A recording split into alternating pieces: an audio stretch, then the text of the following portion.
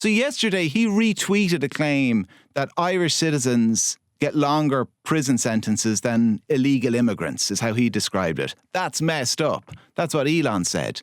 And what's messed up is that it's 100% inaccurate. If Elon said it, it's probably correct. No, it's not. It's wrong. It's actually, I'm going to tell you why it's wrong. The person he was retweeting, who's a well-known far-right agitator, cited a single case from 20 years ago when a large study was carried out only 2 years ago that said there's no statistical difference in terms of sentencing between Irish citizens and foreign-born nationals, except when it comes to sexual offences. And when it comes to sexual offences, foreign-born nationals get much tougher prison sentences than Irish citizens. So actually, not only was he wrong, it was the opposite of the truth. Well, that's conceivable, I suppose.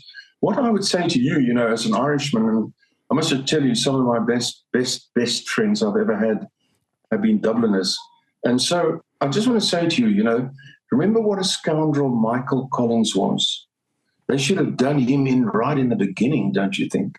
Well, the scoundrel, rat, the lies he told. Remember all the lies he told?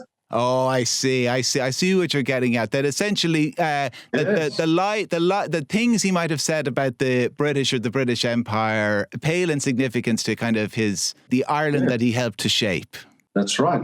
Now, today, so Elon Musk can say awful things about people with dark skin in this country, and it doesn't matter if the ends justify the means.